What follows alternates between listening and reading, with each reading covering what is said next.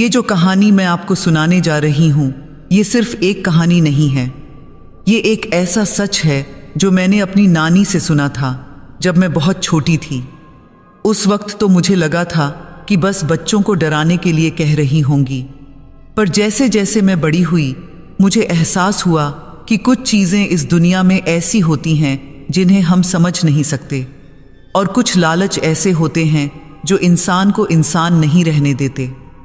मेरा नाम प्रिया है। मैं महाराष्ट्र के एक छोटे से गांव से हूँ, जहाँ आज भी लोग तांत्रिकों और उनकी विद्याओं से डरते हैं।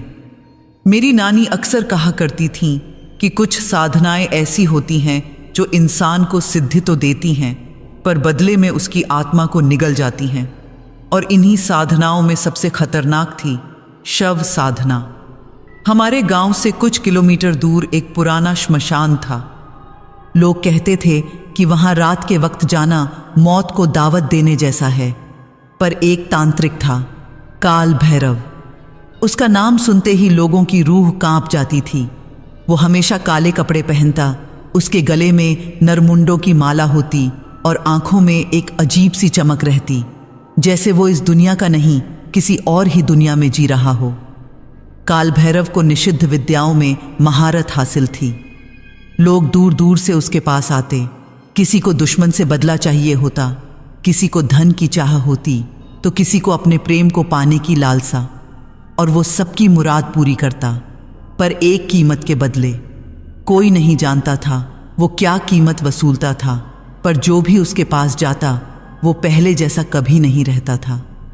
मेरी नानी बताती थी कि काल भैरव एक बहुत बड़ी सिद्धि पाना चाहता था, ऐसी सिद्धि जो उसे अमर बना दे, जो उसे दुनिया की हर ताकत से ऊपर कर दे। और इसके लिए उसने एक प्राचीन तंत्र ग्रंथ में एक विधि पढ़ी थी, 12 अमावस्यों की शव साधना। ये साधना कोई मामूली नहीं थी। इसमें तांत्रिक को लगातार 12 अमावस्यों की रात को एक एक ताजी स्त्री की लाश लानी होती थी, और हर लाश के साथ उसे कुछ खास विधि करनी होती थी। ऐसी विधि जो सुनकर ही रोंगटे खड़े हो जाए। पहली अमावस की रात थी। गांव में सन्नाटा पसरा हुआ था। लोग अपने घरों में दुबके बैठे थे, क्योंकि अमावस की रात को बाहर निकलना अशुभ माना जाता था। श्मशान के पास एक नदी बहती थी, और उसी नदी के किनारे काल भैरव ने अपनी साधना शुरू की थी। उसने कुछ दिन पहले ही एक नौजवान लड़की की मौत की खबर सुनी थी। लड़की की उम्र महज 20-22 साल रही होगी। सांप के काटने से उसकी मौत हुई थी। उसका नाम रुक्मिणी था। गांव के लोगों ने उसका अंतिम संस्कार किया था, पर काल भैरव जानता था कि उसकी राख के नीचे कुछ अवशेष बचे होंगे, और वही उसे चाहिए थे। मशालों की लाल रोशनी में वो श्मशान में पहुंचा। चारों तरफ एक अजीब सी खामोशी थी, जैसे हवा भी सांस लेने से डर रही हो। दूर से कुत्तों के रोने की आवाज़ आ रही थी, जो और भी डरावना माहौल बना रही थी। उसने अपना काला झोला खोला और उसमें से कुछ तांत्रिक सामान निकाला। लाल कपड़ा, काजल, सिंदूर, मेहंदी और कुछ मंत्रों से भरी पुरानी पोथी। काल भैरव ने उस जगह की खुदाई शुरू की जहां रुक्मिणी का अंतिम संस्कार हुआ था। कुछ देर बाद उसे कुछ हड्डियां और आधी जली हुई लाश का हिस्सा मिला। उसने बड़ी बेरहमी से उन अवशेषों को इकट्ठा किया और उन्हें एक खास तरीके से जोड़ना शुरू किया। उसके मंत्रों की आवाज़ रात की खामोशी को चीरती हुई चारों तरफ गूंज रही थी। फिर एक अजीब बात हुई। जैसे जैसे वो मंत्र पढ़ता गया, वो बिखरी हुई हड्डियां और मांस के टुकड़े अपने आप जुड़ने लगे। ये देखकर किसी की भी जान निकल सकती थी। धीरे धीरे एक आकार बनने लगा, एक स्त्री का आकार। और फिर कुछ ही पलों में रुक्मिणी की लाश फिर से पूरी हो गई। लेकिन ये कोई साधारण लाश नहीं थी। इसकी त्वचा पूरी तरह से काली पड़ चुकी थी, आंखें धंसी हुई थीं और मुंह से एक सड़ी हुई बदबू आ रही थी। काल भैरव को इससे कोई फर्क नहीं पड़ा। उसने लाश को उठाया और उसे नदी के किनारे ले गया। पानी ठंडा था और चांदनी की हल्की रोशनी भी नहीं थी, क्योंकि अमावस की रात थी। उसने रुक्मिणी की लाश को नहलाया, बड़ी सावधानी से, जैसे कोई दुल्हन को नहलाता है। उसने लाश के बालों में कंघी की उसके चेहरे को साफ किया और फिर उसे वापस श्मशान में ले आया। अब असली विधि शुरू होनी थी। काल भैरव ने लाल कपड़ा बिछाया और उस पर रुक्मिणी की लाश को लिटा दिया। फिर उसने अपनी उंगली में काजल लगाया और बड़ी बारीकी से लाश की आंखों में काजल लगाना शुरू किया। हर स्ट्रोक के साथ वो एक मंत्र पढ़ता था, ऐसा मंत्र जो किसी भाषा का नहीं लगता था। काजल लगाने के बाद उसने लाश के हाथों पर मेहंदी रचाई। वो मेहंदी किसी साधारण दुकान की नहीं थी, वो खुद तांत्रिक जड़ी बूटियों से बनाई गई थी। उसने बड़ी कलात्मकता से लाश के हाथों पर बारीक डिज़ाइन बनाए, जैसे कोई दुल्हन के हाथों पर मेहंदी रचाई जाती है। और आखिर में उसने लाश के माथे पर सिंदूर की बिंदी लगाई। जैसे ही सिंदूर लाश के माथे को छुआ, हवा में एक अजीब सी सरसराहट हुई। मशाल की लौ तेजी से हिली, जैसे किसी ने उसे झटका दिया हो। काल भैरव ने चारों तरफ देखा, पर कोई नहीं था। फिर भी उसे महसूस हुआ जैसे कोई उसे देख रहा है, कोई जो दिखता नहीं पर मौजूद है। उसने अपना काम जारी रखा। अब वो लाश को सजाना था, एक सुहागन की तरह। उसने लाश को लाल साड़ी पहनाई, उसके गले में मंगलसूत्र डाला और उसके पैरों में पायल पहनाई। और फिर उसने लाश के चारों तरफ एक गोल घेरा बनाया लाल सिंदूर से। ये पहली अमावस थी, अभी 11 और बाकी थीं। काल भैरव जानता था कि हर अमावस पर उसे यही प्रक्रिया दोहरानी होगी, हर बार एक नई लाश के साथ। और 12वीं अमावस पर जब वो आखिरी लाश का श्रृंगार करेगा, तब उसे वो सिद्धि मिलेगी जिसकी उसे तलाश थी। पर काल भैरव नहीं जानता था कि ये साधना उतनी सीधी नहीं थी जितनी वो सोच रहा था। उसे नहीं पता था कि हर अमावस के साथ, हर लाश के साथ वो खुद एक ऐसे जाल में फंसता जा रहा था जिससे निकलना नामुमकिन था। महीने बीतते गए, दूसरी अमावस आई, फिर तीसरी, फिर चौथी। हर बार काल भैरव एक नई लाश लाता, कभी दुर्घटना में मरी लड़की की, कभी बीमारी से मरी स्त्री की। और हर बार वो उसी विधि को दोहराता, नहलाना, काजल लगाना, मेहंदी रचाना, सिंदूर लगाना और फिर सुहागन की तरह सजाना। गांव में अफवाहें फैलने लगीं। लोग कहने लगे कि श्मशान में कुछ अजीब हो रहा है। रात को वहां से अजीब आवाजें आती थीं, कभी किसी स्त्री की हंसी, कभी पायल की झनकार, कभी मंत्रों की गूंज। कुछ लोगों ने दावा किया कि उन्होंने श्मशान के पास एक सुहागन को घूमते देखा है, लाल साड़ी में, काजल लगाए, पर उसका चेहरा नहीं दिखता। काल भैरव इन सब बातों से बेखबर था। वो तो बस अपनी साधना में लगा हुआ था। उसकी आंखों में एक अजीब सा नशा था, सिद्धि का नशा, ताकत का नशा। वो जानता था कि बस कुछ और अमावसें बाकी हैं और फिर वो दुनिया का सबसे शक्तिशाली तांत्रिक बन जाएगा। 11वीं अमावस आई और चली गई। अब बस एक अमावस बाकी थी, 12वीं। काल भैरव को पता था कि ये आखिरी अमावस सबसे अहम होगी। इस बार की लाश खास होनी चाहिए, बहुत खास। उसे एक लड़की के बारे में पता चला जो हाल ही में शादी के कुछ दिनों बाद ही मर गई थी। उसका नाम माधवी था। सुहागरात के अगले ही दिन उसकी रहस्यमय तरीके से मौत हो गई थी। लोग कहते थे कि उसे नज़र लग गई थी। काल भैरव जानता था ये वही लाश थी जो उसे चाहिए थी। 12वीं अमावस की रात काल भैरव फिर से श्मशान पहुंचा। इस बार उसके हाथ कांप रहे थे, उत्साह से या डर से, ये वो खुद नहीं जानता था। उसने माधवी की लाश को लाने की तैयारी की। ये लाश बाकियों से अलग थी। ये अभी भी ताजी थी, इसकी त्वचा अभी भी कोमल थी और चेहरे पर सुहाग के निशान अभी भी मौजूद थे। काल भैरव ने पहले की तरह ही सब कुछ शुरू किया। उसने माधवी को नहलाया, उसके बालों में कंघी की। फिर जब उसने काजल लगाना शुरू किया तो कुछ अजीब हुआ। काजल लगाते ही लाश की पलकें हल्की सी कांपीं। काल भैरव ने सोचा कि शायद उसका वहम है, पर फिर वो आगे बढ़ा। मेहंदी रचाते वक्त भी कुछ अजीब हुआ। इस बार मेहंदी का रंग बहुत तेजी से चढ़ने लगा, बहुत तेजी से, जैसे लाश के हाथ अभी भी जिंदा हों। काल भैरव की सांसें तेज हो गईं, पर उसने अपने आप को संभाला। उसने सोचा, बस थोड़ा और, बस थोड़ा और सिद्धि मेरी होगी।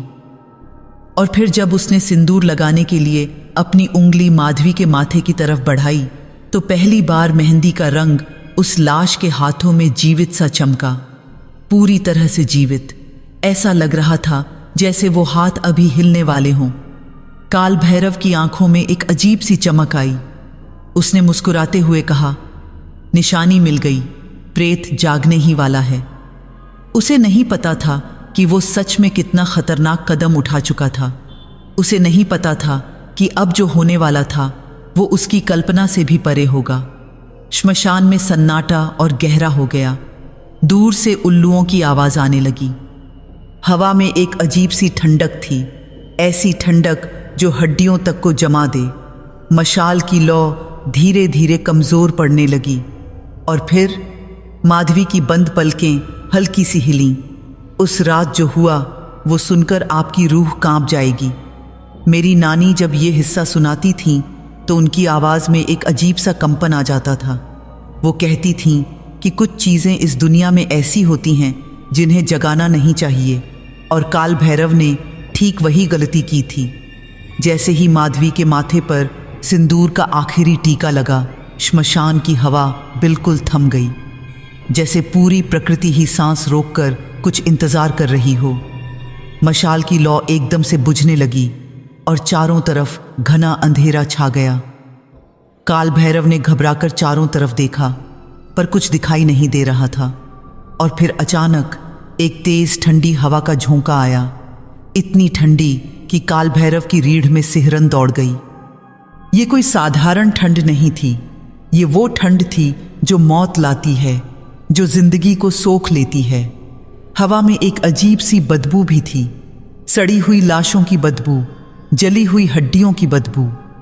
काल भैरव ने कांपते हाथों से फिर से मशाल जलाने की कोशिश की। जब मशाल जली तो जो नज़ारा सामने था वो देखकर उसके होश उड़ गए। माधवी की लाश अब वैसी नहीं थी जैसी कुछ देर पहले थी। उसकी बंद पलकें अब धीरे धीरे खुल रही थीं। पहले तो बहुत धीरे, फिर थोड़ा और फिर पूरी तरह से खुल गईं। और जो आंखें सामने थीं वो किसी जीवित इंसान की आंखें नहीं थीं। वो पूरी तरह से काली थीं, जैसे दो गहरे अंधेरे के कुएं हों। कोई पुतली नहीं, कोई सफ़ेदी नहीं, बस एक गहरा अंतहीन काला रंग। और उन आंखों में काजल लगा हुआ था जो उन्हें और भी डरावना बना रहा था। काल भैरव पीछे हटना चाहता था पर उसके पैर जम गए थे। डर और हैरानी ने उसे जकड़ लिया था। माधवी की लाश धीरे धीरे बैठने लगी। उसकी हरकतें बहुत अजीब थीं, जैसे कोई टूटी हुई कठपुतली हिल रही हो। उसकी गर्दन एक तरफ झुकी हुई थी और जब वो सीधी बैठी तो उसकी हड्डियों की चटकने की आवाज़ पूरे श्मशान में गूंज गई। काल भैरव की सांसें तेज हो गईं। वो कुछ बोलना चाहता था पर उसके मुंह से आवाज़ ही नहीं निकल रही थी। और फिर माधवी ने अपना सिर उठाया और काल भैरव की तरफ देखा। उन काली आंखों ने उसे ऐसे घूरा जैसे वो उसकी आत्मा तक देख रही हों। और तब पहली बार उस लाश के होठों से आवाज़ निकली, एक फटी हुई, कर्कश पर किसी स्त्री सुलभ आवाज़, तूने मुझे जगाया। आवाज़ बहुत धीमी थी पर उसमें एक अजीब सी गूंज थी, जैसे एक साथ कई आवाज़ें बोल रही हों। काल भैरव के रोंगटे खड़े हो गए। उसने हकलाते हुए कहा, कौन हो तुम? माधवी ने अपना सिर थोड़ा तिरछा किया, जैसे वो सोच रही हो जिया है। फिर उसके होठों पर एक अजीब सी मुस्कान आई, एक ऐसी मुस्कान जो बिल्कुल भी स्वाभाविक नहीं लग रही थी। वो धीरे से बोली, मैं वो हूँ जिसे तूने 12 अमावस्यों तक पुकारा। मैं वो हूँ जिसे तूने इस मृत देह में बुलाया। काल भैरव को समझ आ गया, ये माधवी नहीं थी, ये कोई प्रेत थी, कोई आत्मा थी जो इस लाश में प्रवेश कर गई थी। उसकी साधना काम कर गई थी, पर जो सामने था वो उसकी कल्पना से बिल्कुल अलग था। प्रेत ने धीरे धीरे अपने हाथ उठाए। वो हाथ जिन पर अभी अभी मेहंदी रची थी अब हिलने लगे। उसने अपनी मेहंदी को देखा, फिर काल भैरव की तरफ देखा। उसकी आवाज़ अब थोड़ी साफ हो गई थी। तूने मुझे 12 अमावस्यों का सौंदर्य दिया, 12 बार मुझे सजाया, 12 बार मुझे रूप दिया। वो रुकी और उसकी काली आंखों में एक अजीब सा जलवा आया। अब तू मेरा है। काल भैरव ने हिम्मत जुटाई और बोला, मैंने ये साधना तुझे बुलाने के लिए की है।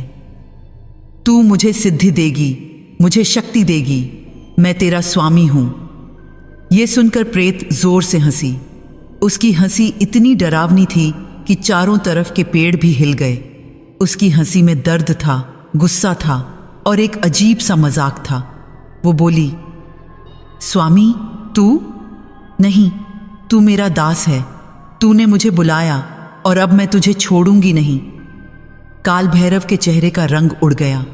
उसे लगा था कि वो प्रेत को काबू में कर पाएगा, पर सामने जो खड़ा था वो उससे कहीं ज्यादा ताकतवर था। प्रेत ने अपने पैर जमीन पर रखे। पायल की झनकार सुनाई दी, एक मधुर सी झनकार जो इस भयानक माहौल में और भी अजीब लग रही थी। वो धीरे धीरे काल भैरव की तरफ बढ़ी। उसकी चाल बहुत अजीब थी, जैसे वो जमीन पर चल नहीं बल्कि तैर रही हो। वो काल भैरव के बिल्कुल पास आई, इतने पास कि वो उसकी सांसों को महसूस कर सकता था, ठंडी बेजान सांसें। प्रेत ने अपनी उंगली उठाई और काल भैरव के चेहरे को छुआ। उसका स्पर्श बर्फ की तरह ठंडा था। वो धीरे से बोली, अब मुझे जीवित रखने के लिए हर रात मेरा श्रृंगार करना होगा। काल भैरव ने घबराकर पूछा, कैसे? प्रेत ने फिर वही डरावनी मुस्कान दी। उसकी काली आंखें अब और चमक रही थीं। वो बोली, अपने ही खून से। इतना कहकर उसने अपनी लंबी काली नाखून काल भैरव की कलाई पर फिसलाई। एक पतली सी खरोंच और खून की एक बूंद बाहर आई। प्रेत ने वो बूंद अपनी उंगली पर ली और अपनी मेहंदी पर लगा ली, और तब एक चमत्कार हुआ। जैसे ही खून मेहंदी को छुआ, मेहंदी का रंग अचानक से और गहरा हो गया। वो लाल हो गई, फिर मरून, फिर एकदम से काली, और प्रेत के चेहरे पर एक अजीब सी चमक आ गई, जैसे उसे जिंदगी मिल गई हो। काल भैरव हैरान था। उसे समझ आ गया कि ये प्रेत उसके खून से जिंदा रहेगी, और अब उसके पास कोई चारा नहीं था। उसने खुद इस जाल में कदम रखा था। प्रेत ने उसकी कलाई को छोड़ दिया और पीछे हटी। वो बोली, मैं अब जाती हूं, पर कल रात फिर आना होगा, और हर रात तुझे मेरा श्रृंगार करना होगा।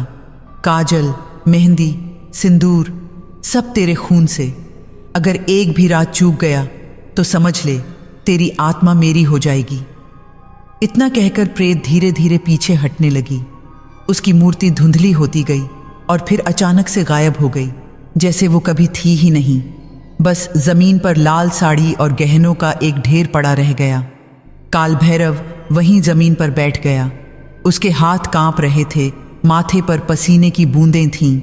उसे समझ आ गया था कि उसने कितनी बड़ी गलती कर दी है। वो सिद्धि पाने की लालच में एक ऐसी शक्ति को जगा बैठा था जो अब उसे कभी नहीं छोड़ेगी। वो रात भर वहीं बैठा रहा, सोच में डूबा हुआ। सुबह जब वो गांव वापस लौटा तो लोगों को उसमें फर्क नजर आया। उसका चेहरा पीला पड़ गया था, आंखों के नीचे काले घेरे थे, और वो बार बार अपनी कलाई को देखता रहता था जहां प्रेत ने उसे छुआ था। दिन बीता। काल भैरव ने खाना पीना छोड़ दिया। वो बस सोच रहा था कि अब क्या करे। उसने कई बार भागने के बारे में सोचा, पर वो जानता था कि कहीं भी भाग जाए वो प्रेत उसे ढूंढ ही लेगी। शाम होते ही उसकी बेचैनी बढ़ने लगी। उसे पता था कि आज फिर उसे श्मशान जाना होगा। उसने अपना झोला उठाया। इस बार उसमें काजल, मेहंदी और सिंदूर के साथ एक छोटा सा चाकू भी था। रात हुई। काल भैरव फिर से श्मशान पहुंचा। इस बार वहां कोई लाश नहीं थी, कोई तैयारी नहीं थी। बस मशाल की रोशनी में खड़ा एक तांत्रिक था जो अपनी मौत का इंतजार कर रहा था। और फिर हवा में फिर से वही ठंडक आई। प्रेत प्रकट हुई। इस बार वो और भी सुंदर लग रही थी। उसकी त्वचा में एक हल्की चमक थी जो कल काल भैरव के खून से आई थी। वो मुस्कुराते हुए बोली, आ गया तू, अच्छा किया। काल भैरव ने बिना कुछ बोले अपना चाकू निकाला और अपनी उंगली में हल्का सा कट लगाया। खून की कुछ बूंदें निकलीं। उसने वो बूंदें काजल में मिलाईं और प्रेत के पास गया। प्रेत ने अपनी आंखें बंद कर लीं। काल भैरव ने कांपते हाथों से उसकी आंखों में काजल लगाना शुरू किया। जैसे जैसे वो काजल लगाता गया, प्रेत के चेहरे पर और चमक आती गई। उसकी त्वचा और कोमल होती गई, उसके बाल और घने होते गए। फिर काल भैरव ने अपने हाथ से और खून निकाला और मेहंदी में मिलाया। उसने प्रेत के हाथों पर मेहंदी रचाई। खून मिली मेहंदी का रंग इतना गहरा था कि वो लगभग काली लग रही थी, और जैसे ही वो प्रेत की त्वचा को छू रही थी, उसमें समा रही थी, जैसे प्रेत उसे पी रही हो। आखिर में काल भैरव ने सिंदूर में भी अपना खून मिलाया और प्रेत के माथे पर लगाया। जैसे ही सिंदूर का टीका उसके माथे पर लगा, प्रेत ने अपनी आंखें खोलीं। अब उसकी आंखें पूरी तरह से काली नहीं थीं, उनमें एक लाल रंग की चमक आ गई थी। वो बोली, बहुत अच्छा, तूने अच्छा किया, कल रात फिर आना। और वो फिर से गायब हो गई। काल भैरव वहीं गिर पड़ा। उसे चक्कर आ रहे थे। खून की कमी से उसका सिर घूम रहा था। वो किसी तरह उठा और घर वापस चला गया। ये सिलसिला शुरू हो गया था और अब ये रुकने वाला नहीं था। हर रात, हर अमावस, हर पल काल भैरव अब उस प्रेत का गुलाम बन चुका था, और वो प्रेत धीरे धीरे और ताकतवर होती जा रही थी। जो मैं अब बताने जा रही हूँ वो शायद इस कहानी का सबसे दर्दनाक हिस्सा है, क्योंकि इसमें सिर्फ डर नहीं बल्कि एक इंसान का धीरे धीरे खत्म होना दिखता है। मेरी नानी कहती थी कि जब लालच किसी की आत्मा पर हावी हो जाता है तो इंसान अपनी मौत भी गले लगा लेता है। हफ्ते बीतते गए। काल भैरव की जिंदगी अब एक ही काम के इर्द गिर्द घूमने लगी थी, हर रात उस प्रेत का श्रृंगार करना। शुरुआत में तो उसे लगा था कि शायद कुछ दिनों बाद ये सिलसिला खत्म हो जाएगा, पर ऐसा हुआ नहीं, बल्कि दिन ब दिन प्रेत की मांगें बढ़ती ही गईं। पहले हफ्ते में तो काल भैरव सिर्फ अपनी उंगलियों से खून निकालता था। एक दो बूंदें काफ़ी होती थीं, पर धीरे धीरे प्रेत को और ज़्यादा चाहिए होने लगा। दूसरे हफ्ते में उसे अपनी कलाई काटनी पड़ी। तीसरे हफ्ते में उसके हाथों पर कई घाव हो गए, और चौथे हफ्ते तक उसे अपने पैरों से भी खून निकालना पड़ने लगा। हर रात वो श्मशान जाता, हर रात वो अपने शरीर पर एक नया घाव बनाता, और हर रात वो प्रेत और सुंदर होती जाती थी, जबकि काल भैरव और कमज़ोर। एक रात की बात है। काल भैरव अपने घर में बैठा हुआ था। उसके हाथ पैर पट्टियों से लिपटे हुए थे। उसका चेहरा पूरी तरह से पीला पड़ चुका था, आंखें धंस गई थीं और हड्डियां बाहर निकल आई थीं। वो अब चल भी ठीक से नहीं पा रहा था। गांव के लोगों ने भी नोटिस किया था। कुछ लोग उससे पूछते भी थे कि क्या हुआ है, पर काल भैरव हमेशा कोई न कोई बहाना बना देता था। कोई उसकी बात यकीन नहीं करता था, पर किसी की हिम्मत भी नहीं थी कि वो उससे ज़्यादा कुछ पूछे। उस रात जब अंधेरा होने लगा तो काल भैरव को फिर से वही बेचैनी होने लगी। उसे पता था कि अब फिर जाने का वक्त हो गया है। उसने अपना झोला उठाया, जिसमें अब चाकू के अलावा एक छोटी सी ब्लेड भी थी, क्योंकि चाकू से घाव बहुत गहरे हो जाते थे। वो किसी तरह उठा और श्मशान की तरफ चल पड़ा। रास्ते में उसे कई बार रुकना पड़ा, क्योंकि उसके पैरों में ताकत नहीं बची थी। जब वो श्मशान पहुंचा तो प्रेत पहले से ही वहां मौजूद थी, पर आज की प्रेत कल से बिल्कुल अलग थी। वो अब लगभग एक जीवित स्त्री की तरह लग रही थी। उसकी त्वचा में एक गुलाबी चमक थी, उसके गाल लाल थे, होंठ मांसल और लाल थे, और आंखों में एक अजीब सी चमक थी। उसके बाल काले बादलों की तरह लहरा रहे थे, और उसकी लाल साड़ी हवा में झूम रही थी। वो मुस्कुराते हुए काल भैरव के पास आई।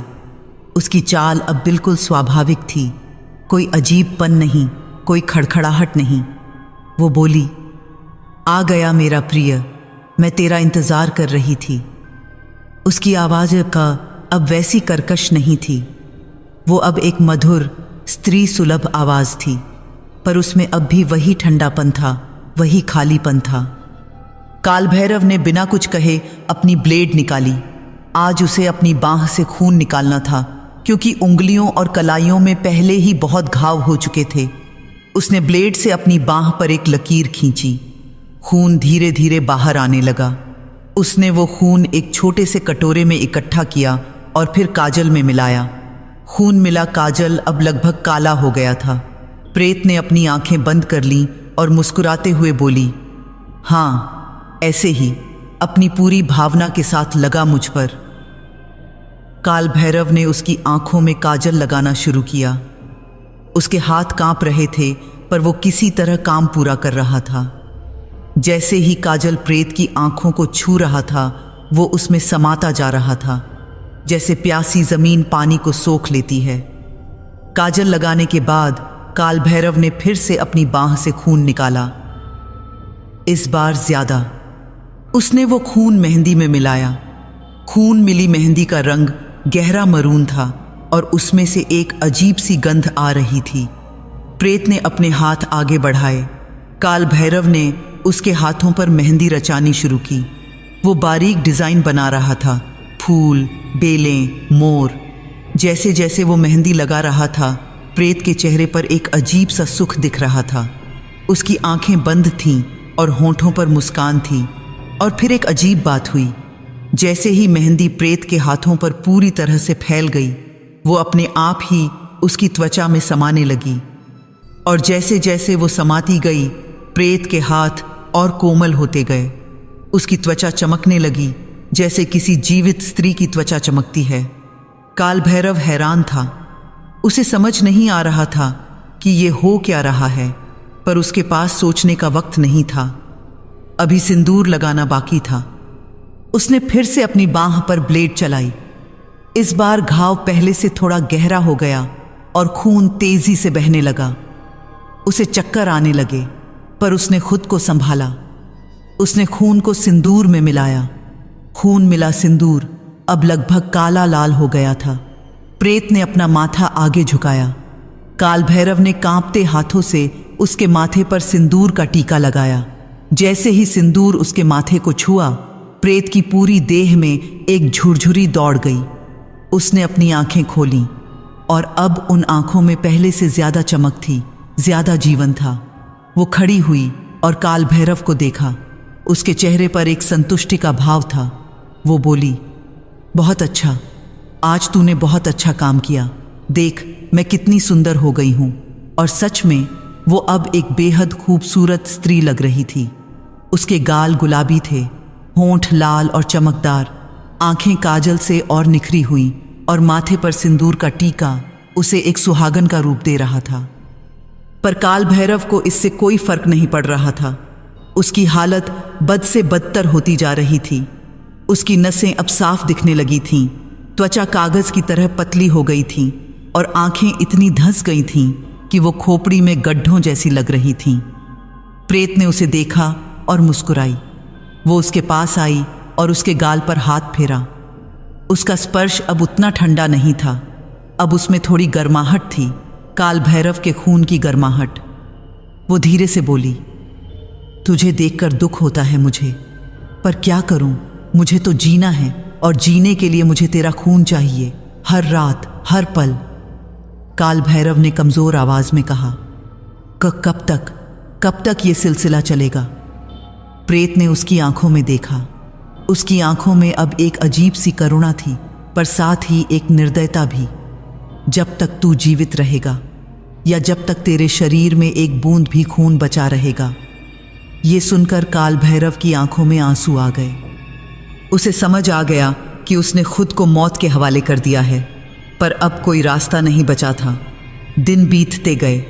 काल भैरव की हालत बद से बदतर होती गई। अब वो बिस्तर से उठ भी नहीं पाता था।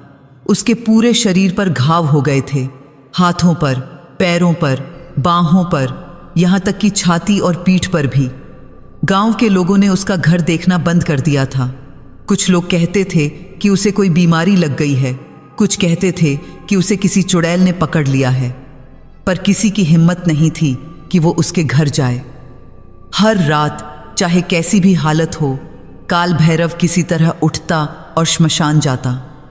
कभी वो रेंग कर जाता, कभी किसी लकड़ी के सहारे, पर वो जाता जरूर, क्योंकि उसे पता था कि अगर वो एक भी रात चूक गया तो प्रेत उसकी आत्मा खींच लेगी।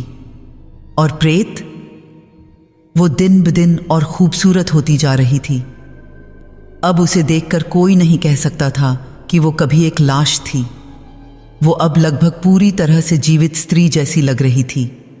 बस उसकी आंखों में अभी भी वो काला रंग था और उसके स्पर्श में अभी भी मौत की ठंडक थी। एक रात जब काल भैरव श्मशान पहुंचा तो वो लगभग मरने की कगार पर था। उसकी सांसें धीमी थीं, दिल की धड़कनें कमज़ोर थीं और खून लगभग खत्म हो चुका था। प्रेत उसे देखकर मुस्कुराई, पर इस बार उसकी मुस्कान में थोड़ी दुख भी थी। वो बोली, तू अब ज्यादा दिन नहीं चलेगा, मुझे पता है, काल भैरव ने कमज़ोर आवाज़ में कहा। तो फिर मुझे छोड़ दे। प्रेत ने उसके माथे पर हाथ फेरा। नहीं छोड़ सकती, तूने मुझे बुलाया, अब तू मेरे साथ है, मौत तक और उसके बाद भी। उस रात काल भैरव ने फिर से अपने शरीर पर घाव बनाए, पर अब खून बहुत कम निकल रहा था। उसके शरीर में लगभग खून बचा ही नहीं था। फिर भी उसने जितना निकाल सका निकाला और प्रेत का श्रृंगार किया। जब वो घर वापस लौटा तो सीधा अपने बिस्तर पर गिर पड़ा। उसे पता था कि अब ज्यादा दिन नहीं बचे, शायद कुछ और रातें, शायद कुछ और हफ्ते, पर मौत करीब थी, बहुत करीब। और प्रेत, वो अब लगभग पूर्ण रूप से जीवित हो चुकी थी। उसे अब बस थोड़ा सा और चाहिए था, काल भैरव की आखिरी बूंद, उसकी आखिरी सांस। और वो दिन दूर नहीं था। जो मैं अब बताने जा रही हूँ वो इस कहानी का अंत है, पर ये सिर्फ एक अंत नहीं, ये एक चेतावनी है। मेरी नानी कहती थीं कि कुछ कहानियाँ कभी ख़त्म नहीं होती, वो बस रूप बदल लेती हैं। अगली अमावस का दिन था। काल भैरव अपने बिस्तर पर पड़ा हुआ था। उसका शरीर अब सिर्फ हड्डियों का ढांचा रह गया था, जिस पर पतली सी त्वचा चढ़ी हुई थी। उसकी आंखें गड्ढों में धंस चुकी थीं, होंठ फटे हुए थे और सांसें इतनी कमज़ोर थीं कि उन्हें सुनना भी मुश्किल था। बाहर आसमान में बादल छाए हुए थे।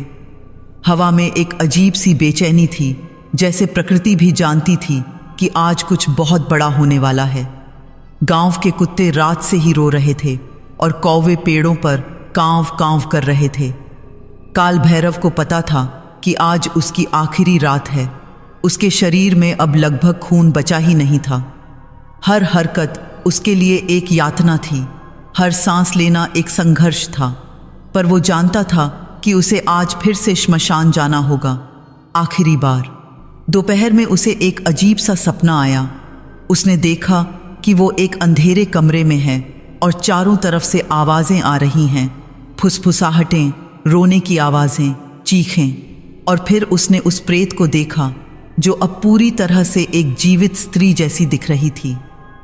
वो उसके पास आई और धीरे से बोली, आज रात सब खत्म हो जाएगा, तू मुक्त हो जाएगा और मैं पूर्ण हो जाऊंगी।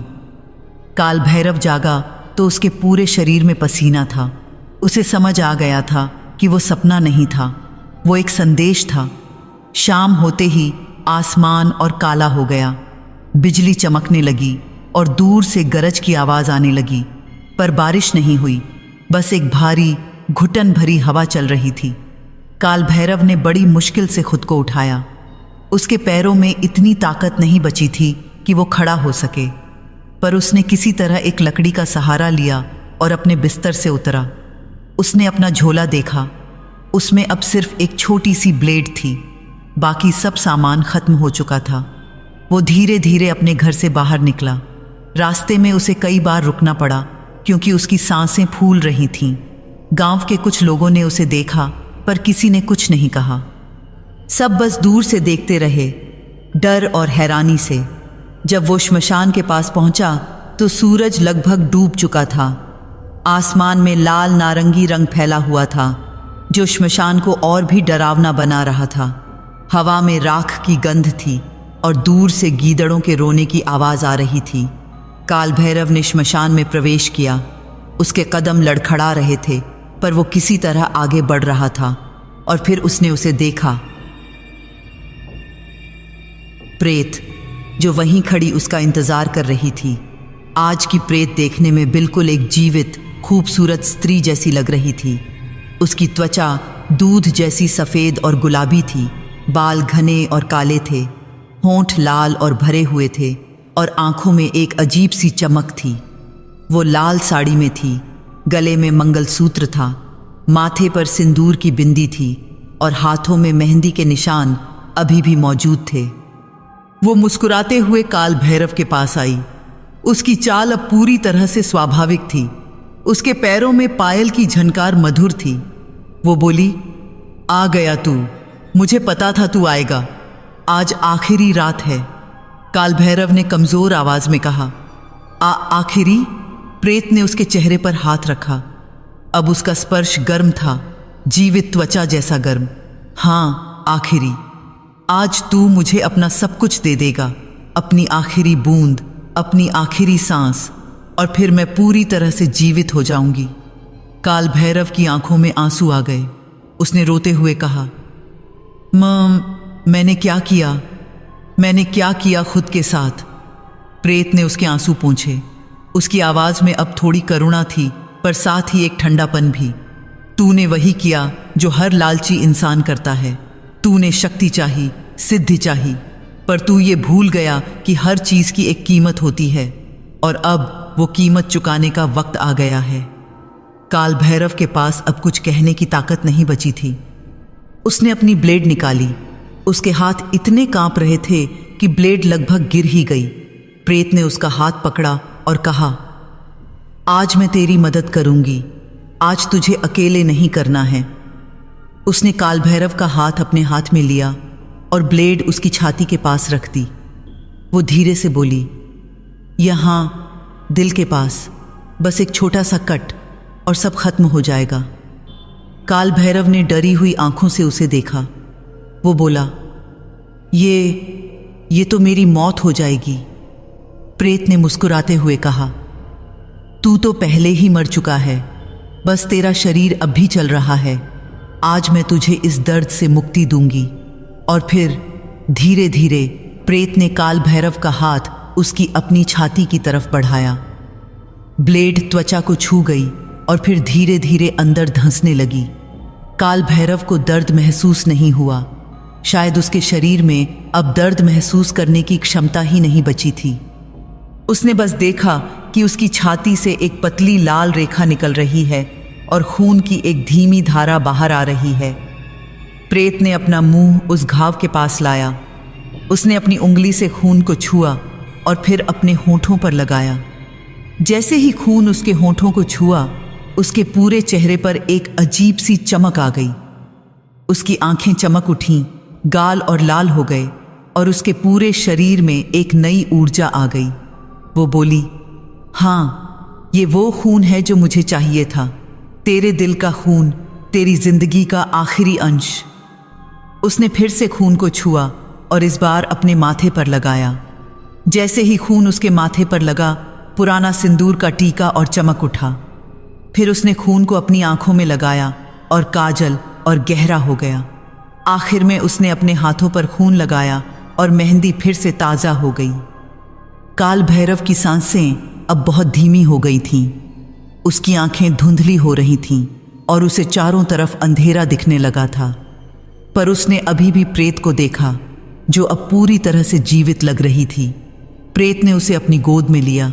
उसकी गोद अब गर्म थी, नरम थी, बिल्कुल एक जीवित स्त्री की गोद जैसी। वो धीरे से काल भैरव के माथे पर हाथ फेरने लगी और बोली, शांत हो जा, अब सब खत्म हो गया। तूने अपना काम पूरा कर दिया, अब तू आराम कर सकता है। काल भैरव की आंखों से आंसू बह रहे थे। वो कुछ कहना चाहता था, पर उसकी आवाज़ नहीं निकल रही थी। उसने बस अपना हाथ उठाने की कोशिश की, जैसे वो कुछ पकड़ना चाहता हो। प्रेत ने उसका हाथ पकड़ लिया। वो बोली, मैं यहीं हूँ, तुझे अकेला नहीं छोड़ूंगी। तू मुझ में बस गया है, मेरी हर सांस में, मेरे खून में, मेरी त्वचा में। तू हमेशा मेरे साथ रहेगा। और फिर काल भैरव ने अपनी आखिरी सांस ली। उसकी आंखें स्थिर हो गईं, उसका शरीर ढीला पड़ गया और उसका हाथ प्रेत के हाथ से फिसलकर नीचे गिर गया। प्रेत ने उसके माथे पर एक हल्का सा चुंबन किया। फिर वो धीरे से खड़ी हुई। काल भैरव की निर्जीव देह जमीन पर पड़ी रह गई, सूखी, कंकाल जैसी, बेजान। प्रेत ने अपने आप को देखा। उसकी त्वचा अब पूरी तरह से जीवित थी, उसके बालों में चमक थी और उसके शरीर में एक असली जिंदगी थी। वो मुस्कुराई, एक संतुष्ट, विजयी मुस्कान। वो धीरे धीरे श्मशान से बाहर निकली। रात अब पूरी तरह से गहरी हो चुकी थी और चारों तरफ अंधेरा छाया हुआ था। वो गांव की तरफ चल पड़ी, एक नई जिंदगी की तलाश में। अगली सुबह गांव के कुछ लोगों ने श्मशान में एक लाश देखी। वो काल भैरव की लाश थी, सूखी, कंकाल जैसी, जिसकी त्वचा पर असंख्य घाव थे। लोगों ने उसका अंतिम संस्कार किया, पर कोई नहीं समझ पाया कि उसके साथ ये सब कैसे हुआ। कुछ लोगों ने कहा कि उन्होंने उस रात एक खूबसूरत स्त्री को गांव से बाहर जाते देखा था, लाल साड़ी में, माथे पर सिंदूर, हाथों में मेहंदी, पर कोई नहीं जानता था कि वो कौन थी और वो कहाँ गई। कुछ महीने बाद पास के एक दूसरे गांव में एक नया तांत्रिक आया। वो बहुत शक्तिशाली था और लोगों की हर समस्या का हल निकाल देता था। लोग उससे बहुत प्रभावित थे। पर उस गांव में एक औरत भी आई, एक बेहद खूबसूरत औरत जो हमेशा लाल साड़ी पहनती थी। वो कहती थी कि वो एक विधवा है जिसका पति कुछ महीने पहले मर गया था। लोगों को उस पर दया आई और उन्होंने उसे गांव में रहने दिया। वो औरत अक्सर रात को अकेली श्मशान के पास घूमती दिखती थी और कुछ लोगों ने दावा किया कि उन्होंने उसे वहां कुछ अजीब करते देखा है, जैसे वो किसी लाश से बात कर रही हो। पर सबसे अजीब बात ये थी कि उस गांव में जो नया तांत्रिक आया था वो भी कुछ महीनों बाद बीमार पड़ने लगा। उसका वजन कम होने लगा, चेहरा पीला पड़ने लगा और लोगों ने देखा कि उसके हाथों पर अजीब से घाव हैं, जैसे किसी ने ब्लेड से काटा हो। और वो खूबसूरत औरत, वो दिन ब दिन और खूबसूरत होती जा रही थी। उसकी त्वचा में एक अजीब सी चमक थी, जैसे वो अंदर से रोशन हो। मेरी नानी कहती थीं कि वो औरत आज भी कहीं न कहीं है। हर कुछ सालों में वो एक नई जगह जाती है, एक नया शिकार ढूंढती है और हर बार एक तांत्रिक जो लालच में अंधा होकर शक्ति की तलाश करता है, उसका अगला शिकार बनता है। तो अगर आप कभी किसी ऐसी औरत को देखें, खूबसूरत, लाल साड़ी में, माथे पर सिंदूर, हाथों में मेहंदी और आंखों में एक अजीब सी चमक, तो दूर रहिएगा, क्योंकि वो सिर्फ एक औरत नहीं बल्कि वो शव श्रृंगार की प्रेत है। और अगर आप किसी तांत्रिक के पास जाए जो 12 अमावस्यों की साधना की बात करे तो भाग जाइएगा, क्योंकि वो साधना मौत का सौदा है। एक ऐसा सौदा जिसमें आप सिर्फ अपनी जिंदगी ही नहीं बल्कि अपनी आत्मा भी हार जाते हैं। मेरी नानी की ये कहानी यहीं ख़त्म होती है, पर असली सवाल ये है, क्या ये सच में सिर्फ एक कहानी है